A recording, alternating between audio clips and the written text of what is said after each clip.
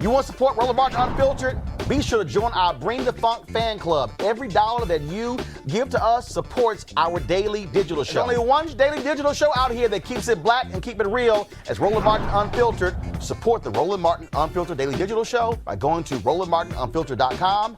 You can make this possible. Folks, let's go to Utah, where a 19-year-old is facing a hate crime charge for allegedly taunting a police officer. Lauren Gibson and several of her friends were heading home on a camping trip when one of the cars got pulled over. Gibson says the Garfield County Sheriff's deputy who pulled her over her friend's car was aggressive and wrote her friend a speeding ticket. After watching the interaction, Gibson picked up a "Back the Blue" sign she said her friends found on the side of the road and waved it at the officer. Then she stepped on it and threw it in the trash. The California college student was arrested and charged with disorderly conduct and criminal mischief with a hate crime enhancement for her attempt to, quote, intimidate law enforcement. Gibson said she tossed the sign because she was angry over how the officer treated her friend.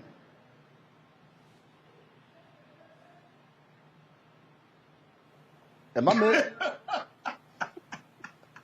My turn. It's got to be my turn on this. Go ahead.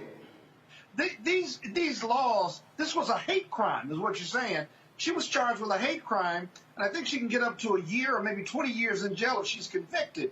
But since when were the police have become a protected class, or someone that has a history of hate being used against them simply because they're the police? Or your last story where Black Lives Matter doesn't mean blue lives don't matter. It means black lives are for good policing, not bad policing. And so you see these statutes and these regs popping up locally because of the police union pressure. But the fact of the matter is all of them eventually are going to be found unconstitutional. They're not in a protected class, if you will. And when juxtaposed with the First Amendment right of this young lady in Utah, or any of these other cases where I speak out against the police, or I rip up something, or I say I hate the police, basically, I've got a First Amendment right to do that, and the courts are going to agree with me.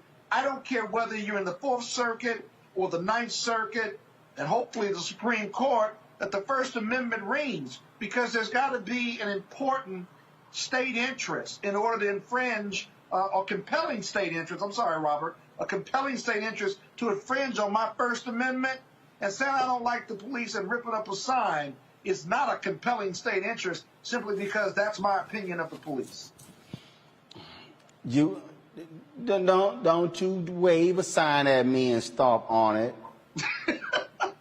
Robert, go ahead. Look, one of the things, this is another place where we're going to have to grapple with the singularity that's coming, because many of the laws that were put in place to protect African Americans and other minorities were written so ambiguously back in the day in order to maintain, as Scott said, strict constitutional scrutiny, that now they're going to face new judicial challenges from people who are trying to use them for the exact opposite of what they were initially intended for. So we're going to see hate crimes laws being used to support and defend police officers who are committing hate crimes. At that same time, we see this in the affirmative action field continuously, where white students are now arguing, well, I need to be a protected minority, and therefore I need to be protected by these laws. This is going to continue to happen.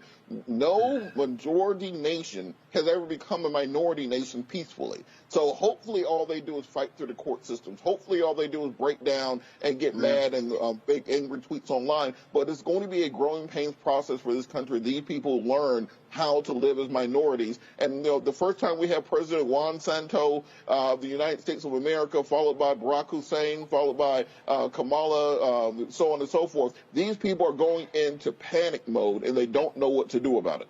Folks, back to our Roland Martin Unfiltered video in just one moment. Racial injustice is a scourge on this nation, and the black community has felt it for generations. We have an obligation to do something about it. Whether it's canceling student debt, increasing the minimum wage, or investing in black-owned businesses, the black community deserves so much better. I'm Nina Turner, and I'm running for Congress to do something about it.